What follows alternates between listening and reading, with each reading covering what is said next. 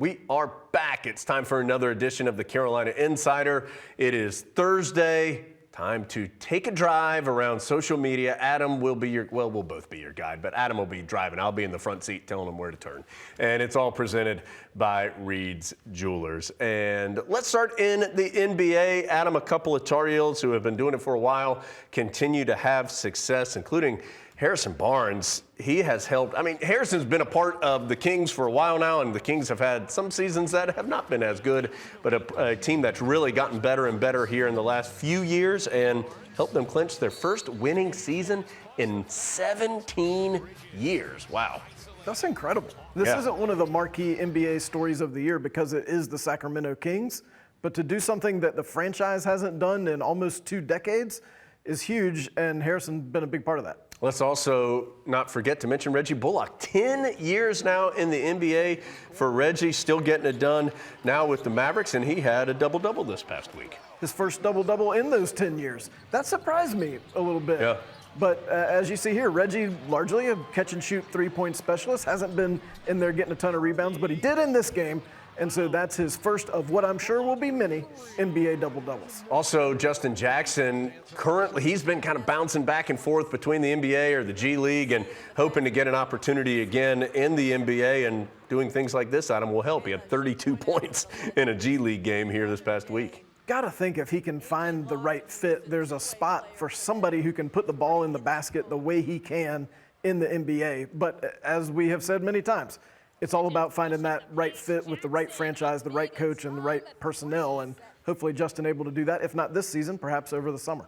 Great to see all three of those guys doing well. Let's talk a little more basketball. Adam, you found this one, and I think it speaks to the fact of the passion for Carolina basketball. I think we all understand this was not the season that the Tar Heels wanted. Not a terrible season, but not the year that the Tar Heels wanted either, and yet there you see at the top of the rankings of per-game attendance, there's the Tar Heels on top. Their total a little lower than some of those other schools because they didn't have as many home games, but per game attendance, Tar Heels average almost 20,000, best in Division I. Well, and these weren't people who were just showing up and sitting quietly. We mentioned this several times this year. Great crowds at the Smith Center this year, both students and non-students. Some really loud, raucous environments, and as we saw there, large quantity of people making a very large volume, just not always getting the results that we understand everyone wanted. Also worth noting, whenever a ticket change is made with the students and it doesn't work, everybody loves to talk about what a bad decision it was. What a great decision that was made this year. Just adjusting some and how students got their tickets, and I think that made a big difference too. I think that made a huge difference in some of those early season games, both non-conference and conference, because students had to come in order to build that priority for the Duke game, which is something that is very important to all Tar Heel fans. So they showed up, to their credit. And to the credit of the folks who made the change, it was something that made the Smith Center a better environment and a more hostile environment for opponents to play in. Of course, the Tar Heels didn't do what they wanted to do, and that was make their way to the NCAA tournament. First time they had missed it since 2010. That, of course, is going to make their rivals happy. We all understand that. That includes 𝗏 𝗏, who needs something to be happy about when it comes to the Tar Heels. But, Adam, don't worry. George Karl will make sure to put 𝗏 in his place. Good shot of 𝗏 playing defense right there. And George Karl on Twitter, a sneaky good follow. Yeah. Because he's reached the point in life where there's no filter on George Karl anymore. Yeah, he doesn't care anymore. All the things that he thought, well, maybe I shouldn't say that at an earlier point in his career, now, let him rip. He's George Karl. He'll say whatever he wants. So greatly encourage you to follow George Karl on Twitter if you're not already. John Howes, I believe, is the one who sent this to us, Adam. Yeah, it was John who showed us this license plate. I'm not going to lie, it took me a second in looking at this license plate to figure out what it said, but it says down 8 with 17, of course, referencing the famous 8-point and 17-second comeback that the Tar Heels had in 1974. That comeback caps with Walter Davis hitting this shot to send the game into overtime, where the Tar Heels do eventually win it in double overtime, if I'm not mistaken. Adam, never a bad time to look at this footage. It amazes me the distance that this shot was actually taken from. Yeah. We've talked about this before. In my mind growing up, this was a half-court shot. At least. In reality, not a half-court shot, and probably just barely a three-pointer by today's standards, maybe. But still, an incredible comeback, an incredible license plate. I also just want to mention the powerful Ken Cleary, who prepares our production sheet for each one of these, put on here, recent video, thanks Miles. I thought that meant Miles had gone out and gotten video of the car. Like Miles hunting down the state of North Carolina to find this plate.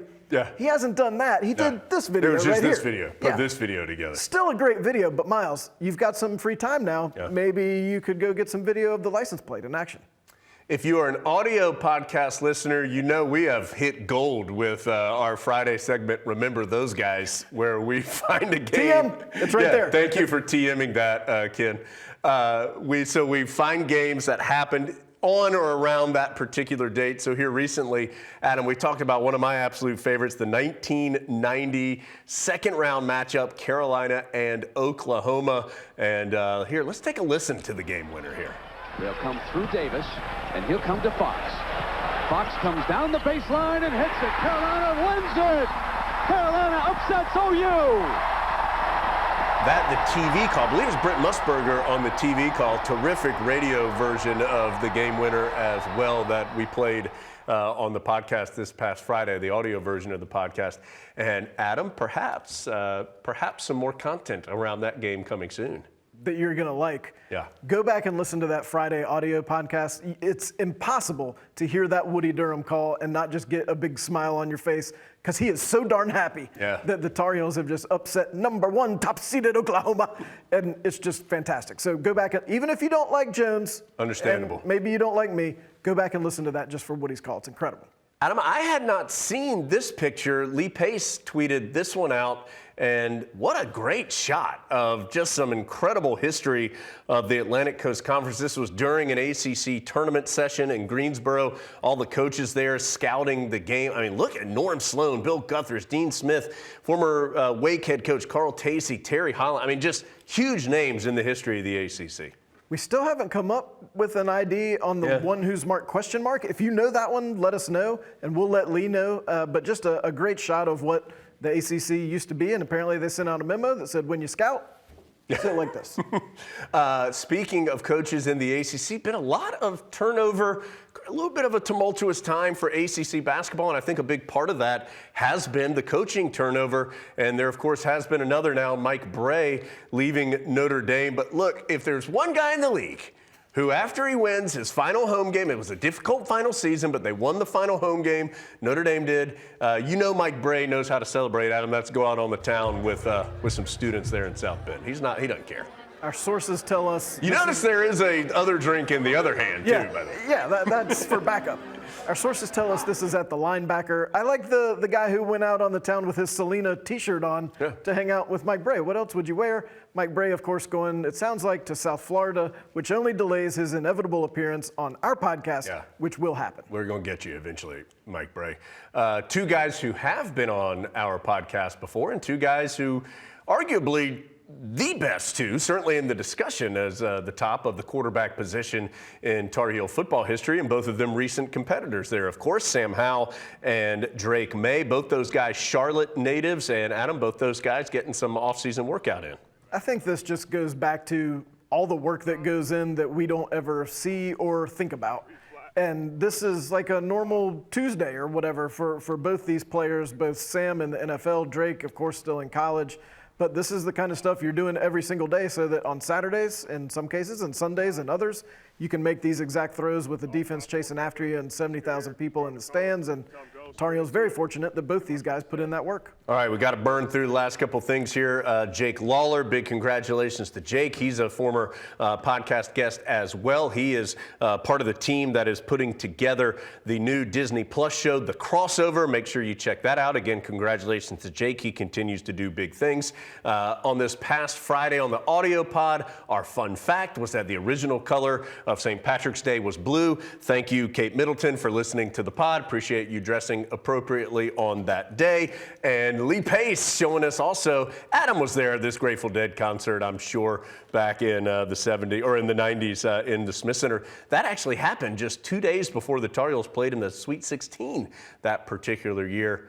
What a time to be alive. Adams, him, I'm Jones, you're you. Thanks for joining us here on the Carolina Insider.